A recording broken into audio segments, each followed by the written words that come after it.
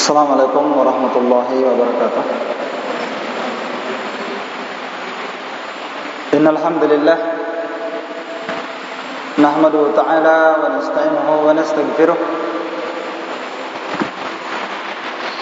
na'udzu billahi min shururi anfusina wa sayyiati a'malina. May yahdihillahu fala mudilla lahu wa may yudlil fala hadiya lahu. Ashhadu an la ilaha illallah وحده لا شريك له وأشهد أن محمدا عبده ورسوله. يقول الله جل وعلا يا أيها الذين آمنوا اتقوا الله حق تقاته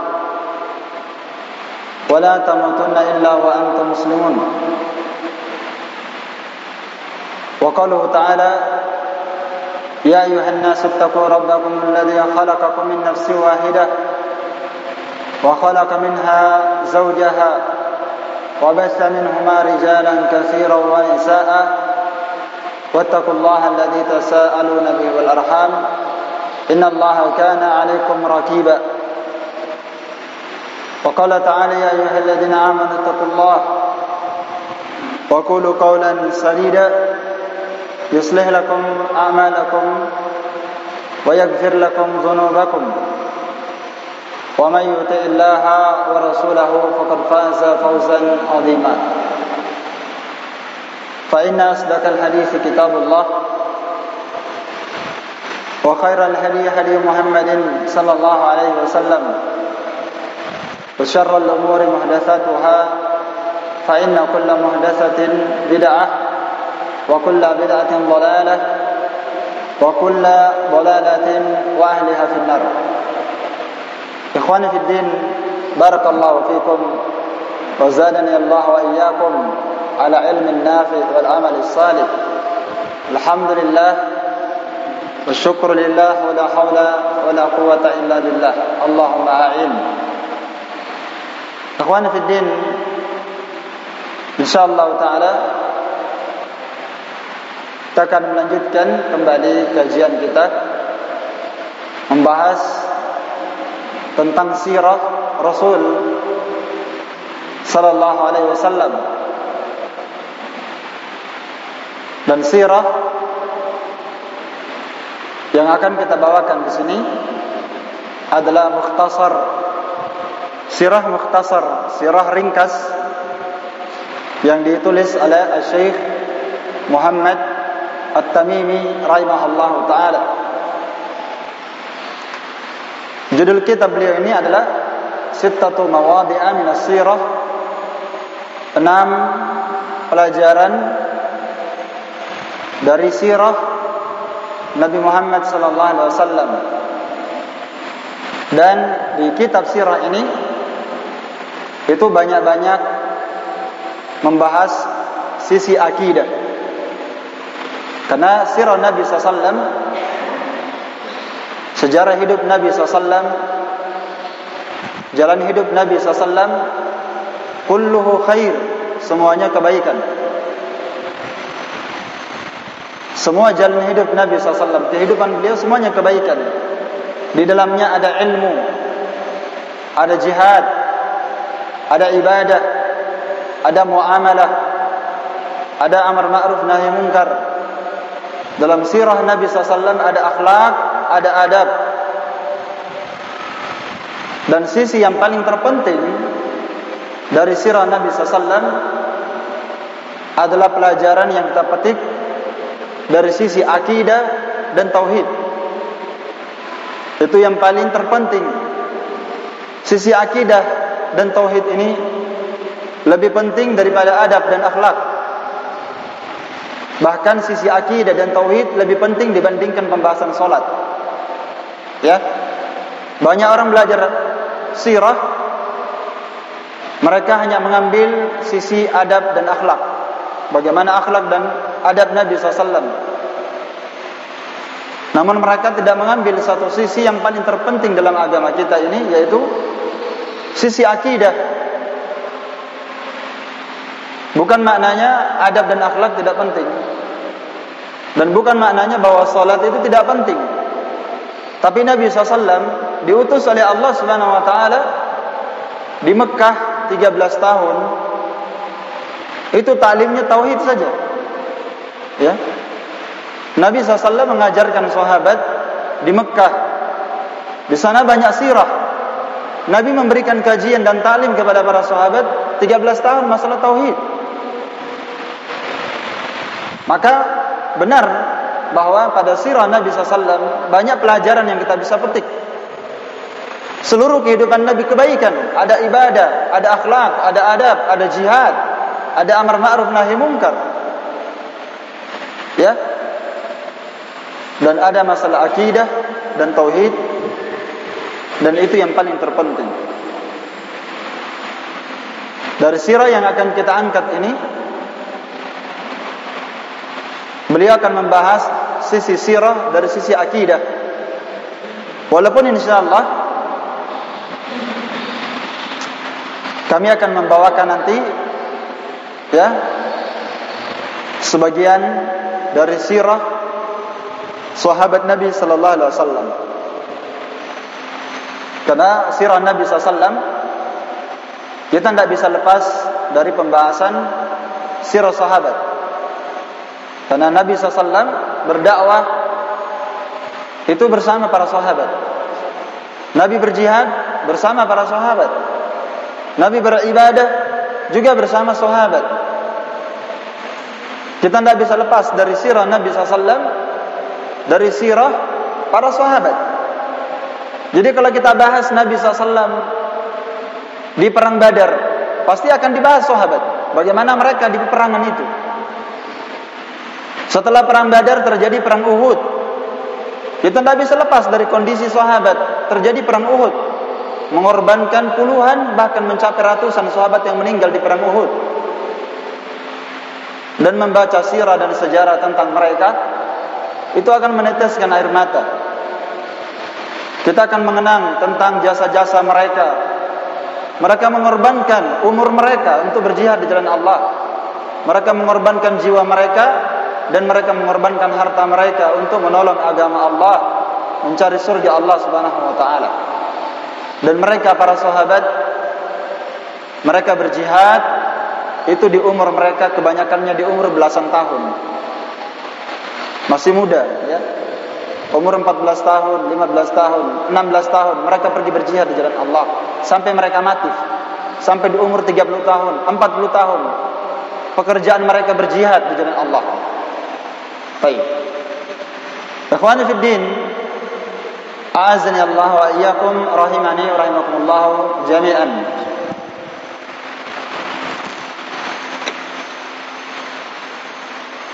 Kita mulai muqaddimah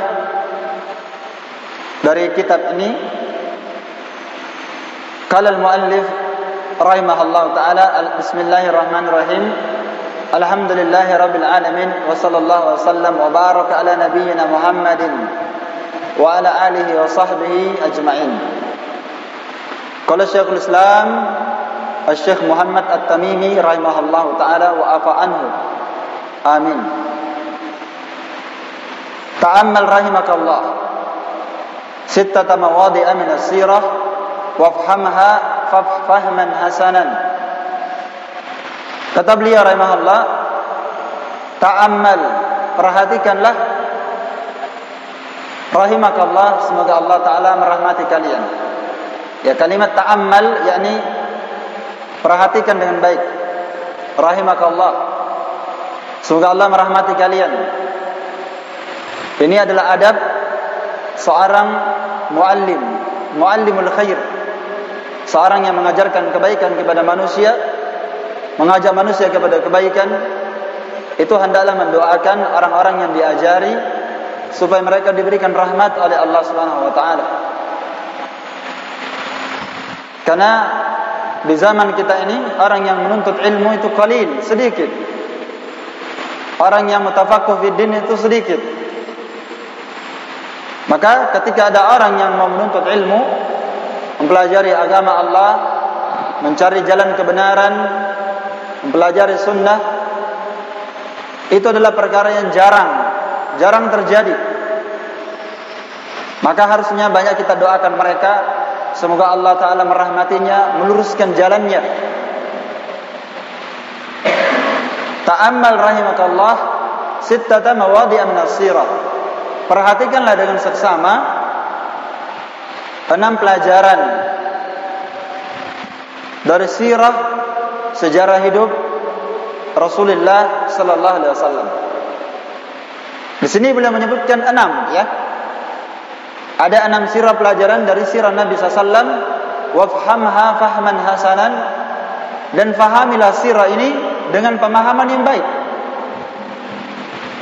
Penyebutan beliau kalimat 6 ini bukan maknanya pembatasan, ya. Namanya saja kitab ini mukhtasar. Mukhtasar artinya ringkasan. Dan seorang penuntut ilmu itu harus bersemangat mempelajari kitab-kitab yang bentuknya ringkas, ya, yang bentuknya ringkas, bukan pelajaran yang langsung yang panjang, yang luas. Karena kadang yang seperti ini, pertama membosankan, yang kedua kadang pelajarannya tidak selesai. Tak dibuka taklim, enggak selesai, ganti lagi taklim lain, ganti kitab. Nanti setelah itu dibuka lagi taklim, kajian lain, buka kitab lagi, enggak selesai. Buka lagi yang lain, enggak selesai. Jadi ilmunya setengah-setengah. Belajar nahwu, pertengahan jalan berhenti. Belajar bahasa Arab, Burusulugo, Miyasar, Tuhfah, Kawakib, ya, Qatrun Nada, Syarih Ibnu Aqil, Alfi Ibnu Malik. Baru sedikit dia belajar, pindah. Enggak bisa mungkin. Orang menuntut ilmu itu harus selesai. Dan yang namanya menuntut ilmu itu membutuhkan konsisten. Tidak boleh ilmu agama ini kita jadikan sebagai sampingan kita. Walaupun kebanyakan di antara kita sekarang di zaman ini menuntut ilmu itu cuma sampingan saja. Apa itu sampingan? Kalau sempat datang, itu sampingan namanya. Ada taklim sana, mau pergi menagih dulu, sampingan. Nanti ada taklim di sana, sibuk. Maka kebanyakan di antara kita sekarang menuntut ilmu itu sampingan. Enggak ada apa-apanya dibandingkan kita di zaman dahulu orang menuntut ilmu. Mereka meninggalkan makan dan minum. Mereka menuntut ilmu sampai berjalan. Sebagian as-salaf menuntut ilmu, ada yang berjalan kaki sampai 5.000 kilo. Bukan 500 kilo, 5.000.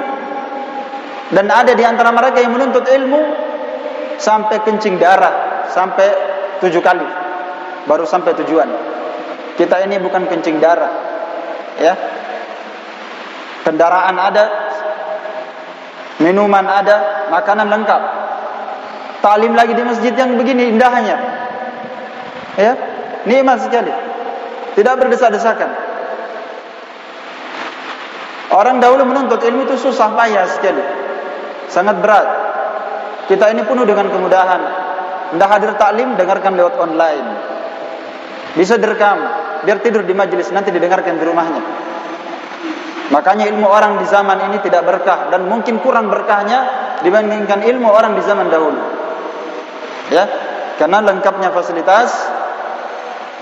Itulah yang membuat manusia malas menuntut ilmu agama, malas mereka hadir di majelis, dan malas mereka menghafalkan ilmu. Jadi ilmu ini kita butuh selesaikan, hadir di majelis sampai selesai, ya. Kitab ini ringkas, bisa dilihat kitabnya, ya. Ini tipis sekali. Ini saja sudah syarah, ya. Ini sudah syarah, bukan matannya. Kalau matannya ini cuma 1 lembar saja. Matannya ini kalau ditulis cuma 1 lembar. Syarahnya ini Asy-Syaikh Shalih Fauzan, ya. Yang saya pegang ini adalah kitab Asy-Syaikh Shalih Fauzan yang mensyarah sirah ringkas ini. Nah, buku ini sudah ada dijual, terjemahannya sudah banyak dijual. Bisa kita cari, kita beli, kita baca. Dan kalau kita beli buku, usahakan kita belajar. Jangan kita belajar sendiri. Ada muskilah ditanyakan. Baik, kita kembali fokus pada inti kitab ini. Kata beliau, perhatikanlah 6 sirah pelajaran dari Nabi SAW, sejarah hidup Nabi SAW, dan pahamilah sirah ini dengan baik, dengan pemahaman yang baik. Apa makna sirah? Sirah adalah at-tariqah allati kana yasiru 'alaiha Rasulullah SAW mundu ba'athahu ila an tawaffahu Allah fil ibadah wa fil muamalah ila al-akhir. Kata Asy-Syaikh Shalih Fauzan, sirah itu adalah at-tariqah, jalan hidup Nabi SAW. Sejarah hidup Nabi SAW, jalan hidup Nabi SAW yang Nabi berada di atasnya semenjak Allah mengutus beliau diangkat jadi Nabi sampai Nabi wafat. Ya. Jadi mulai Nabi diangkat jadi Nabi di umur berapa? 40 tahun. Nabi diangkat jadi Nabi umurnya 40 tahun. Ya. Sampai Nabi SAW meninggal di umur berapa? 63 tahun. Jadi sekitar Nabi menjabat Nabi dan Rasul sekitar berapa tahun? 23 tahun. Nah, itu sirah namanya. Kita kenal sejarah Nabi. Ya, kita kenal sejarah Nabi SAW. Nabi tinggal di Mekah 13 tahun, kemudian berhijrah ke Madinah, dan beliau tinggal di sana 10 tahun. 13 tambah 10, 23. Ya, 40 tambah 23, umur beliau 63. Baik. Mempelajari sirah Nabi SAW telah saya jelaskan, di dalamnya terdapat banyak kebaikan. Apa tujuan kita belajar sirah? Sejarah hidup Nabi SAW. Apa tujuannya? Supaya kita mengenal tentang bagaimana Nabi SAW berakidah, bertauhid, mengajarkan tauhid, agar kita mengenal bagaimana Nabi beribadah, bermuamalah bersama makhluk, bagaimana Nabi SAW berdakwah, amar ma'ruf nahi munkar, bagaimana hikmah beliau dalam berdakwah. Itu tujuan kita belajar sirah. Ya. Supaya kita tahu bagaimana Nabi berdakwah dan bagaimana Nabi berhikmah dalam berdakwah. Pernah ingat kisahnya ya? Ada seorang Arab Badui masuk ke masjid Nabi SAW. Masjid Nabi SAW itu terbuat dari tanah. Ada orang Arab Badui. Orang Arab Badui ini kita kenal nggak ada adab, karena dia tinggal di pedalaman, hidup bersama orang kampung di sana, membuat dia tidak kenal yang namanya tata krama. Maka masuk masjid, langsung kencing di sudut masjid, nggak permisi, langsung kencing. Maka sahabat marah, ya, teriaki dia. Kemudian sahabat ingin menghardik dia, memukulnya. Kata Nabi, da'auhu, biarkan saja dia, biarkan dia selesai sampai apa? Sampai dia menyelesaikan kencingnya di situ. Orang dibiarkan kencing ya. Nah, itu uslub Nabi SAW dalam berdakwah. Kata Nabi, biarkan dia selesaikan kencingnya saja. Jangan dikejar, jangan dipukul, biarkan dia. Nah, itu hikmah Nabi SAW dalam berdakwah, memberikan asar, pengaruh yang besar dalam hatinya orang Badui tersebut, sampai dia mendatangi Nabi SAW setelah selesai kencing. Dia Badui ini berhadapan dengan Nabi SAW, dan dia berkata, ya Allah, rahmatilah saya dengan Nabi Muhammad, dan jangan rahmati selainnya. Ini orang Arab Badui ya, gak faham, orang jahil. Kata Nabi SAW, sungguhnya engkau telah membatasi sesuatu yang luas. Rahmat Allah Ta'ala bukan untuk saya dan antum saja. Semua orang berhak mendapatkan rahmat Allah. Tapi karena itu terpengaruh pada dia, dia katakan seperti itu. Rahmatilah saya dan Nabi Muhammad dan tidak yang lainnya. Apa hikmahnya Nabi SAW melarang sahabat mengejar dia? Kata para ulama, kalau dia dilarang, dikejar, dipukul, maka kencingnya akan berhamburan di mana? Di semua tempat di masjid. Coba kalau dikejar kencing, kencing lari nanti. Mereka akan kencing di semua masjid. Iya kan? Baik, itu diantara hikmah dan uslub dalam berdakwah. Ini satu contoh hadis bahwa kita pelajari sirah Nabi SAW, kita akan tahu bagaimana itu beradab, berakhlak, berdakwah, amar ma'ruf nahi munkar.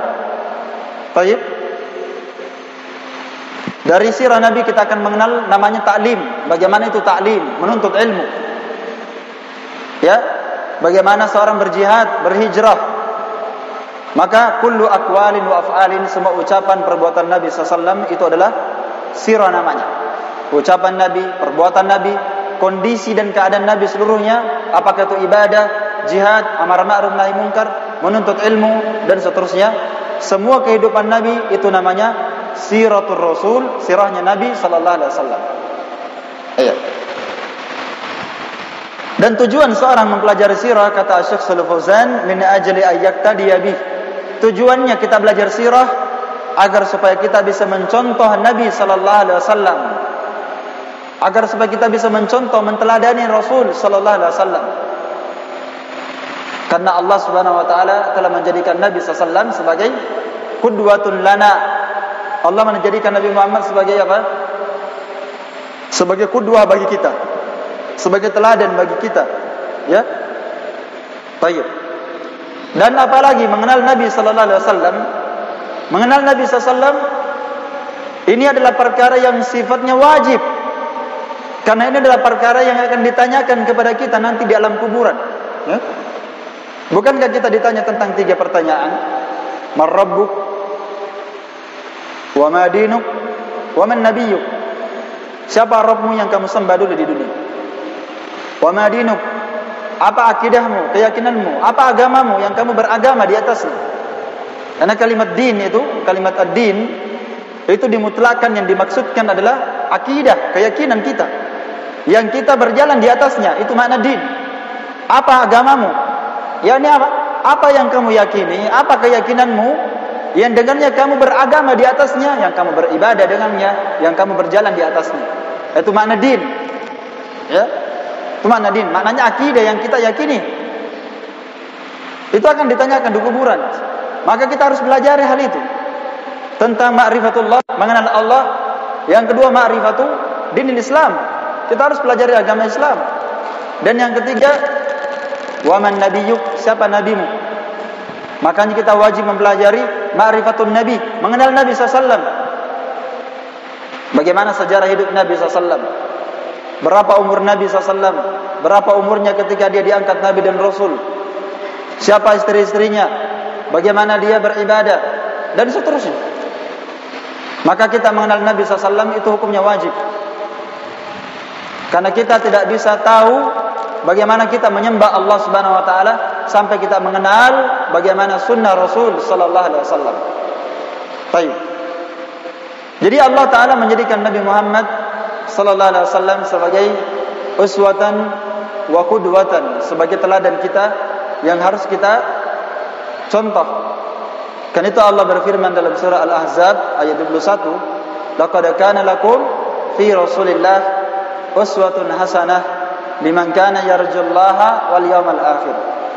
Sungguh Allah Subhanahu wa taala sungguh telah ada pada diri Rasulullah SAW bagi kalian wahai umat Islam, ada pada diri Nabi SAW uswatun hasanah, teladan yang sangat indah, contoh teladan yang patut kita jadikan sebagai acuan, ikutan. Bagi siapa yang mencontoh Nabi ini, Allah sebutkan liman kana yarjullaha, bagi siapa yang mengharapkan keridhaan Allah, bagi siapa yang mengharapkan pahala di sisi Allah, wal yaumal akhir, bagi mereka yang mencari akhirat, mencari keselamatan di negeri akhirat, mereka itulah yang menjadikan Nabi sebagai apa?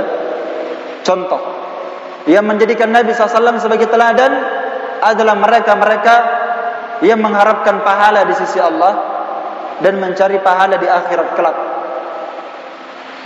Maka tidak ada jalan, tidak mungkin ada jalan kita menuju kepada keridhaan Allah, kepada surga Allah, kalau kita tidak mencontoh Nabi SAW, kalau kita tidak mencontoh sunnah Rasul SAW. Tidak mungkin kita mendapatkan keselamatan di negeri akhirat kalau kita tidak mencontoh Nabi Muhammad SAW. Kalau kita tidak mempelajari sunnahnya. Jangan kita berkata, saya ikuti Nabi, saya ikuti sahabat, tapi saya tidak menuntut ilmu, saya tidak belajar. Gimana anda mengikuti Nabi SAW kalau anda tidak menuntut ilmu? Oh gampang kata dia, yang penting kerjakan kebaikan, tinggalkan kejelekan. Dari mana antum tahu itu kebaikan? Betapa banyak orang menyangka itu kebaikan, ternyata itu kesyirikan. Dia sangka kebaikan, padahal itu adalah kemaksiatan. Dia sangka kebaikan, padahal itu adalah penyimpangan di jalan Allah. Ya, mereka menyangka itu kebaikan. Wa yahsabuna annahum muhtadun. Allah berfirman, syaitan telah menyesatkan mereka dari jalan yang benar. Wa yahsabuna annahum muhtadun, sedangkan mereka menyangka bahwa dia di atas hidayah, dia di atas petunjuk, di atas kebenaran. Maka ilmu agama ini, ikhwan, ilmu agama ini kita wajib pelajari. Karena dengan ilmu agama ini tuzanu kullul aqwal wal af'al wal ahwal. Kata Imam Ibnu Qayyim rahimahullahu taala, ilmu agama ini dengannya kita akan bisa menimbang semua ucapan manusia. Iya kan? Kita akan bisa menimbang semua ucapan manusia. Wal af'al, seluruh perbuatan manusia bisa kita timbang dengan apa? Ilmu agama. Wal ahwal, semua kondisi manusia yang bertindak, yang berbuat, semua kondisi manusia bisa kita timbang dengan ilmu agama. Iya kan? Ada orang berucap begini, kita bisa timbang, ini kalimat tidak benar. Dari mana? Ilmu agama. Ada orang berucap begitu, kita katakan ini ucapan batil. Dari mana kita tahu? Dari ilmu Quran dan Sunnah. Ada orang berbuat, kita bisa timbang, ini perbuatan benar, ini perbuatan salah, ini perbuatan haram, ini perbuatan syirik. Dari mana kita timbang? Ilmu agama. Wal ahwal, kondisi manusia. Walaupun manusia berubah kondisi, ya, ada yang berbuat begini, ada yang berbuat begini, ya. Bahkan ada yang mengatasnamakan sebagai apa? Agama. Ya. Mengatasnamakan sebagai agama. Disangka sebagai agama. Tapi kita orang yang belajar, kita bisa timbang bahwa ini perbuatan salah. Seperti contoh, ya, melakukan demonstrasi misalnya. Perbuatan ini bisa kita timbang, bisa kita menimbangnya. Melakukan demonstrasi misalnya, syariat nggak ada satupun yang membolehkannya seperti ini. Agama Allah, Al-Quran dan Sunnah Nabi SAW dan semua fatwa-fatwa para ulama itu tidak ada yang membolehkannya seperti ini. Kata Syekhul Islam, belum ada sejarah dari dulu sampai akhir zaman. Kata Syekhul Islam, belum ada sejarahnya orang yang melakukan demonstrasi seperti itu akan menghasilkan kebaikan. Tidak pernah ada. Tidak pernah ada. Tapi sekarang orang mengatasnamakan sebagai apa? Agama. Maka kita butuh ilmu supaya kita tidak menjadi apa? Kita tidak menjadi orang yang ikut-ikutan. Kita tidak menjadi ikut-ikutan. Ikhwani fid din, a'azzani Allah wa iyyakum, rahimani wa rahimakumullah jami'an. Jadi ayat ini tadi jelas menunjukkan bahwa kita belajar sirah dengan tujuan mencontoh Nabi sallallahu alaihi wasallam. Dan kitab sirah, di antara kitab sirah yang sangat baik untuk kita baca adalah Fiqhus Sirah yang ditulis oleh Al-Imam Ibnu Qayyim rahimahullahu taala yang berjudul Zadul Ma'ad fi Hadi Khairil Ibad. Ini kitab yang paling terbaik yang menulis tentang sirah. Di antaranya, ya. Baik. Ya, kalau sebelumnya kan ada Sirah Ibnu Hisam, Sirah Ibnu Hisham, ya. Dan ini kitab Ibnu Qayyim, Zadul Ma'ad, itu luar biasa sekali, bagus. Ya, dan ada para ulama yang sudah mengikhtisarnya, meringkasnya ada, ya. Bisa dibaca sirah ini. Baik. Jadi ala kulli hal seluruh kehidupan Nabi SAW adalah sirah, seluruhnya kebaikan. Kemudian kata beliau di matan, la'alla Allah ayyafhamaha dinal anbiya litattabi'ahu wa dinal musyrikin litatrukahu.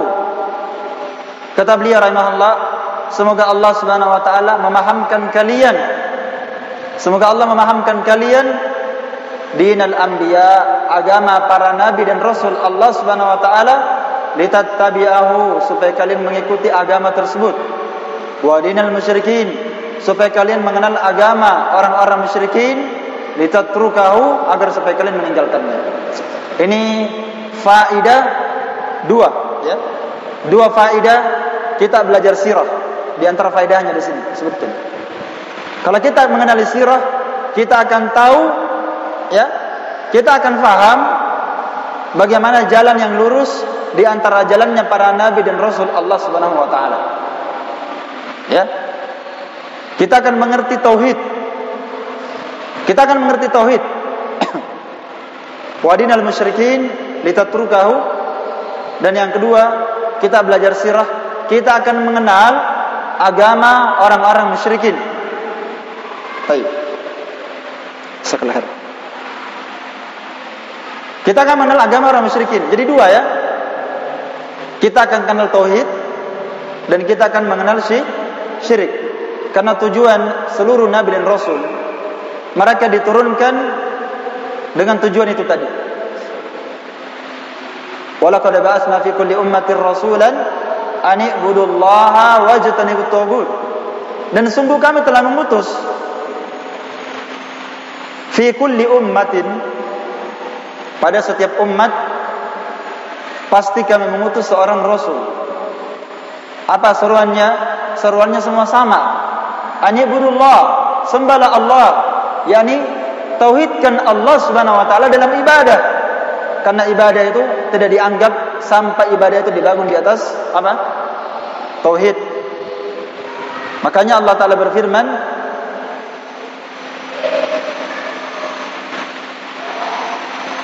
Allah taala berfirman, "Wa ma khalaqtul jinna wal insa illa liya'budun." Liya'buduni. Jadi ada ya hilang di situ. Liya'buduni, yakni para ulama menafsirkan liwahiduni. Aku tidak menciptakan jin dan manusia kecuali beribadah kepadaku. Apa tafsirnya ibadah? Yuwahiduni, supaya mereka mentauhidkan saya.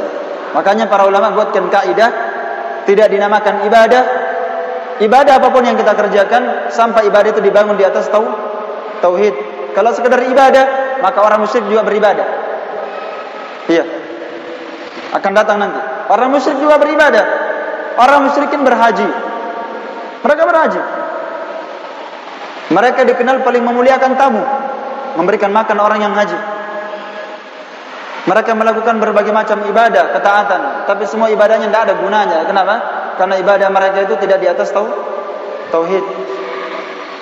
Maka umat Islam itu wajib mempelajari tauhid, supaya mereka tidak hanya sholat saja, mereka tidak hanya beribadah saja. Betapa banyak orang yang sholat, tapi mereka pakai jimat. Ya, sholat juga, tapi dia meyakini ada batu yang bisa memberikan kesehatan, kesembuhan. Ya, baik. Kadang mereka gantungkan jimat itu tali di badan anaknya, supaya anaknya ini selamat, tidak diganggu oleh jin dan syaitan. Banyak kaum muslimin, mereka salat, mereka puasa, tapi mereka terjatuh dalam kesyirikan. Iya, mereka terjatuh dalam kesyirikan. Maka tujuan kita belajar sirah, supaya kita paham tauhid, agama para nabi dan rasul, supaya kita paham kesyirikan. Asy-Syaikh Shalih Fauzan berkata, "Hadza huwal maqsud min dirasati sirah." Inilah tujuannya kita belajar sirah. Kita belajar sejarah supaya Anda memahami agama nabi dan rasul, Anda memahami tauhid, Anda memahami syirik, supaya Anda meninggalkannya. La yakfi anal insan, kata beliau rahimahullah, tidak cukup seseorang ya'riful haqqi faqat, ya'riful haqqa faqat. Tidak cukup seorang mengenali kebenaran saja, tidak cukup. Dia kenali kebaikan saja, tidak cukup. Dia kenalnya salat, yang penting salat. Yang penting bagus akhlaknya. Yang penting puasa, yang penting sedekah. Tidak cukup orang kenal kebaikan saja, tidak cukup. Bal la budda ya'rifal haqq wa ya'rifal batil. Bahkan seseorang itu wajib mengenal kebatilan. Dia wajib mengenal apa? Lawan dari al-haq. Dia wajib mengenal kesalahan, penyimpangan. Dia wajib mengenal apa namanya dosa, dosa besar, kesyirikan. Dia wajib mengenal kebatilan juga. Tidak cukup dia beribadah saja. Ya. Baik. Dia kenali al-haq dengan tujuan supaya dia beramal dengannya, dan dia kenali al-batil supaya dia tinggalkan. Karena seorang lam ya'rifil batil, orang yang tidak tahu itu kesalahan, dosa, penyimpangan, kesesatan, dia tidak tahu perkara ini, waqa'a fihi wa la yadri. Bisa jadi kata Syekh Shalih Fauzan, dia terjatuh dalam kebatilan dan penyimpangan itu dalam kondisi dia tidak tahu. Ya, dalam kondisi dia tidak tahu. Makanya seorang penyair berkata, ya, araftu syarra la li syarri lakin li tawaqqi, wa man lam ya'rifil khaira minal wa man lam ya'rifis syarra minal khair yaqa fi. Ya, kata seorang penyair, dan ini ucapan ditunjukkan oleh dalil, ya. Seorang penyair berkata, araftu syarra la li syarr. Aku mengenal kejelekan-kejelekan. Aku mengenal kemungkaran, kejelekan, penyimpangan. Aku kenali ini, aku pelajari. La li syarri, bukan untuk berbuat kejelekan. Kita pelajari bukan untuk melakukan kejelekan, lakin li tawaqqi, tapi tujuannya supaya kita bisa berhati-hati darinya. Wa man lam ya'rifi syarr, siapa yang tidak tahu kejelekan, penyimpangan, maksiat, siapa yang tidak tahu kejelekan dari kebaikan, ya kafi, maka dia pasti akan terjatuh dalam kejelekan dalam kondisi dia tidak paham. Bahkan boleh jadi dia sangka itu kebaikan. Jadi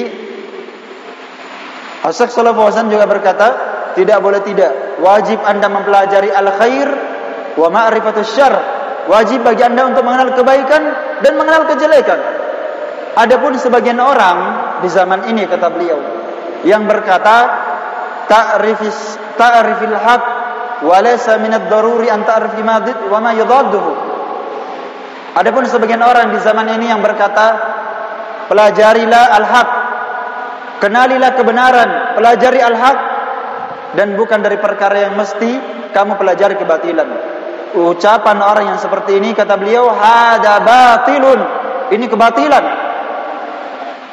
Jadi kalau kita belajar sholat, tidak cukup kita sholat saja, tidak cukup. Kita harus belajar tentang hukum sholat, kata para ulama. Dan kita harus tahu apa itu yang bisa merusak sholat dan membatalkan sholat. Jangan sampai anda sholat batal sholat anda, ya. Sama kalau kita belajar tauhid, pelajari syirik. Syirik itu banyak jenisnya, sangat banyak jenis-jenisnya, ya. Sampai digambarkan dalam syariat, dalam sebagian athar, syirik itu seperti apa? Seperti langkah semut yang berwarna hitam di atas batu yang sangat hitam di kegelapan yang sangat gelap. Seperti itu gambarannya syirik dalam hadis athar. Iya. Bisa kita deteksi ada semut hitam berjalan di atas batu hitam, tidak ada lampu, nggak ada, antum tidak bisa lihat. Sampai sebagian para ulama menuliskan dalam kitab tauhid, ya, dicontohkan itu kesyirikan oleh para sahabat yang berkata, laulal kulaibatu la atana lusus. Kalau seandainya bukan karena anjing kecil tadi malam, ya, yang ribut, maka kita sudah kemasukan pencuri. Itu kalimat syirik. Ini kalimat enteng atau tidak? Enteng, ya. Mungkin orang bertanya, masa syirik? Ya syirik, sahabat yang bilang. Anda tidak tahu, ya. Kalau seandainya bukan bebek, angsa, ya, kata Ibnu Abbas, kalau seandainya bukan karena anjing, ucapan orang seperti itu tadi, maka kita sudah kemasukan pencuri. Tapi walhamdulillah, pakai alhamdulillah lagi, walhamdulillah ada anjing tadi malam yang ribut, tidak masuk pencuri. Itu kalimat syirik. Padahal dia bilang alhamdulillah.